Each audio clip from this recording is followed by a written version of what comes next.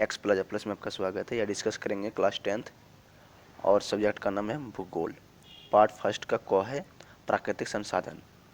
और इस वीडियो में आपको डिस्कस करेंगे टोटल 20 क्वेश्चन और साथ ही साथ बीबीडी का निचोड़ होंगे, मॉडल पेपर का निचोड़ होंगे और बिहार बोर्ड परीक्षा नजदीक आने के कारण इसका भी निचोड़ आप लोग को यहाँ बताने वाले हैं। तो शुरू करते हैं। क्वेश्चन नंबर फर्स्ट है कि काली मृदा का दूसरा नाम क्या है। काली मृदा का दूसरा नाम क्या है? तो इसका करेक्ट आंसर क्या हो जाएंगे? ऑप्शन नंबर ए रेंगुड़। क्या हो जाएंगे? ऑप्शन नंबर ए रेगुड़। ठीक है, चलिए नेक्स्ट चलते हैं। क्वेश्चन नंबर 2, काली मिट्टी किसके लिए उपयुक्त होती है, यानी काली मिट्टी किसके लिए उपयुक्त है? तो इसका करेक्ट आंसर हो जाएंगे ऑप्शन नंबर ए यानी कपास के लिए। काली मिट्टी किसके लिए उपयुक्त है? ऑप्शन नंबर ए यानी कपास के लिए। चलिए नेक्स्ट क्वेश्चन क्यों चलते हैं। सोपानी कृषि किस राज्य में प्रचलित है? सोपानी कृषि किस राज्य में प्रचलित है? तो इसका करेक्ट आंसर हो जाएंगे ऑप्शन नंबर डी यानी उत्तराखंड। ऑप्शन नंबर डी यानी उत्तराखंड। यानी कि सोपानी कृषि किस राज्य में प्रचलित है? तो इसका करेक्ट आंसर हो जाएंगे ऑप्शन नंबर डी यानी उत्तराखंड। चलिए नेक्स्ट क्वेश्चन की ओर चलते हैं।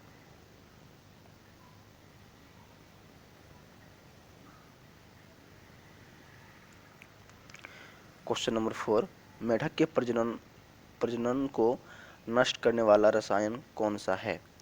मेढक के प्रजनन को नष्ट करने वाला रसायन कौन सा है? तो इसका करेक्ट आंसर हो जाएंगे एंड्रीन। ऑप्शन नंबर सी एंड्रीन। क्या हो जाएंगे? ऑप्शन नंबर सी एंड्रीन। यानी कि मेढक के प्रजनन को नष्ट करने वाला रसायन यानी केमिकल एंड्रीन है।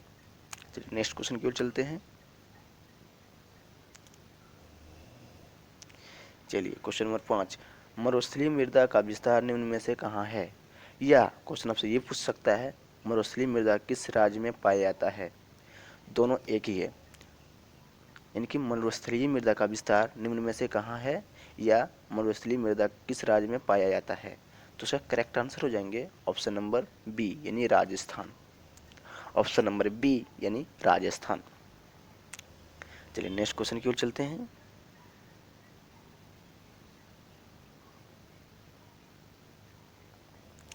पंजाब में भूमि निम्नीकरण का मुख्य कारण क्या है? पंजाब में भूमि निम्नीकरण का मुख्य कारण क्या है? तो इसका करेक्ट आंसर हो जाएंगे ऑप्शन नंबर डी अधिक सिंचाई, यानी अधिक सिंचाई होने के कारण पंजाब में निम्नीकरण हुआ है। तो इसका करेक्ट आंसर क्या हो जाएंगे? Option number D.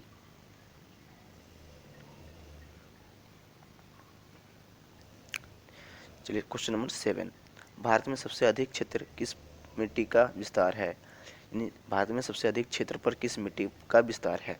तो इसका करेक्ट आंसर हो जाएंगे ऑप्शन नंबर ए यानी जलोढ़ मिट्टी। यानी कि भारत में सबसे अधिक क्षेत्र पर किस मिट्टी का विस्तार है? तो जलोढ़ मिट्टी, ऑप्शन नंबर ए। चलिए नेक्स्ट क्वेश्चन की ओर चलते हैं। चलिए क्वेश्चन नंबर 8, भूमि का मूल्यांकन उनके किस गुण से निर्धारित होता है? भूमि का मूल्यांकन उनके किस गुण से निर्धारित होता है? तो उसका करेक्ट आंसर क्या हो जाएंगे? ऑप्शन नंबर डी यानी उत्पादकता, यानी कितना उसका उत्पादन हो रहा है।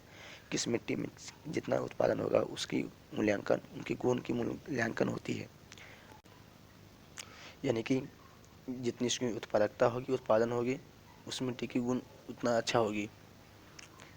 चलिए नेक्स्ट क्वेश्चन की ओर चलते हैं। अक्षरित मूल चट्टानों के कण किस मिट्टी के परत में मिलते हैं?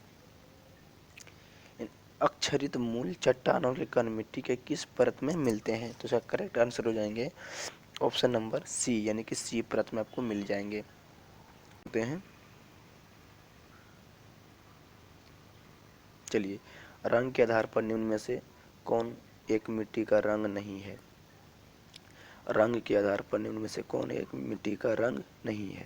तो इसका करेक्ट आंसर हो जाएंगे ऑप्शन नंबर डी, यानी कि ऑप्शन नंबर डी यानी हरी रंग नहीं होती है मिट्टी का। ये लाल, पीला और भूरा मिट्टी का रंग होता है, बाकी बाद हरा मिट्टी का रंग नहीं होता है। तो यहाँ से ध्यान से क्वेश्चन को पढ़िएगा।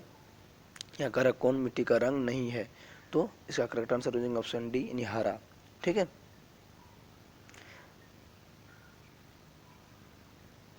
चलिए नेक्स्ट क्वेश्चन की ओर चलते हैं। चलिए, केरल में किस मिट्टी की प्रधानता है? केरल में किस मिट्टी की प्रधानता है? तो इसका करेक्ट आंसर हो जाएंगे ऑप्शन नंबर बी यानी लेटेराइट। ऑप्शन नंबर बी यानी लेटेराइट। चलिए नेक्स्ट क्वेश्चन की ओर चलते हैं। प्रायद्वीपीय नदी घाटियों में कौन सी मिट्टी पाई जाती है? प्रायद्वीपीय नदी घाटियों में कौन सी मिट्टी पाई जाती है? तो इसका करेक्ट आंसर हो जाएंगे ऑप्शन नंबर डी यानी जलोढ़। जितने आपको यहाँ पे ध्यान देना है कि जितने भी नदी घाटी हो बोला जाए सब में क्या पाए जाते हैं? जलोढ़ पाए जाते हैं। समझ गए? तो यहाँ पे कह रहा है क्या प्रायद्वीपीय नदी घाटी में कौन सी मिट्टी पाई जाती है? तो इसका करेक्ट आंसर हो जाएंगे ऑप्शन नंबर डी यानी जलोढ़। ठीक है।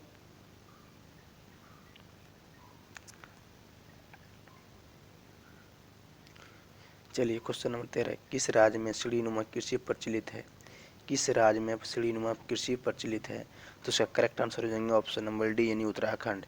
यानी जिस राज्य में ज़्यादा पहाड़ी होंगे, पहाड़ी एरिया में जहाँ पे खेती होंगी वहाँ पे सीढ़ीनुमा कृषि होती है। तो यहाँ पे उत्तराखंड हो जाएंगे आंसर, करेक्ट आंसर। ठीक है।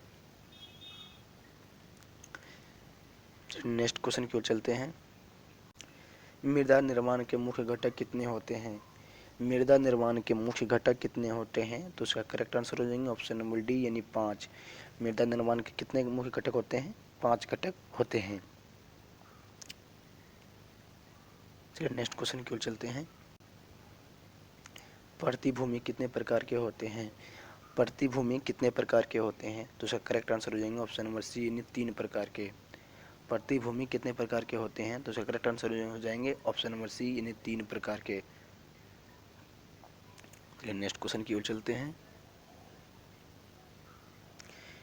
10 डिग्री सेंटीग्रेड तापमान में वृद्धि होने पर मृदा निर्माण की गति पर क्या प्रभाव पड़ेगा?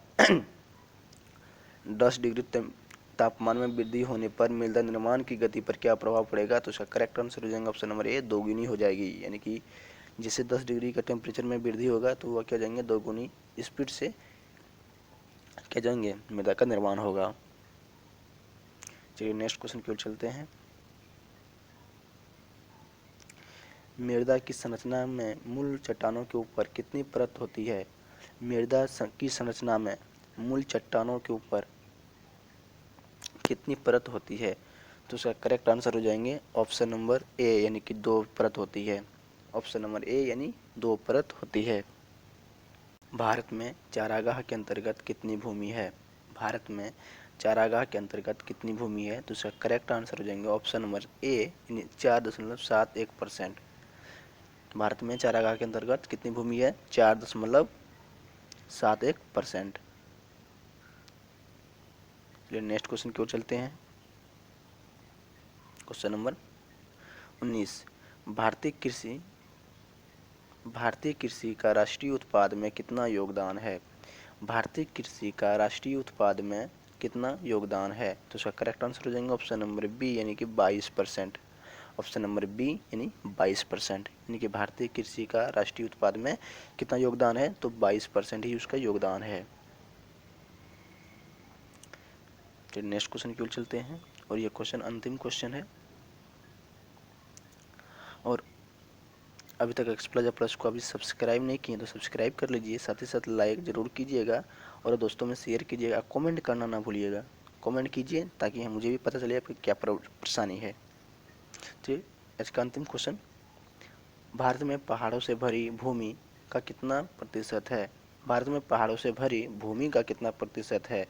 तो इसका करेक्ट आंसर हो जाएंगे ऑप्शन नंबर सी यानी 30%। ऑप्शन नंबर सी यानी 30%। भारत में पहाड़ों से भरी भूमि का कितना परसेंट है? तो 30% है। आई होप आप समझ गए होंगे। यदि आपको ये अच्छा लगा होगा तो एक्सप्लोजर प्लस को सब्सक्राइब कर दीजिएगा और साथ साथ में लाइक ज़रूर कीजिएगा और दोस्तों में से शेयर कर दीजिएगा। इसी तरह आपके हर सब्जेक्ट का ऑब्जेक्टिव क्वेश्चन आपको प्रोवाइड करते रहेंगे और आप इसे शेयर ज़रूर कीजिएगा और जितना से जितना हो सके आप उसे शेयर कीजिएगा। बहुत बहुत धन्यवाद।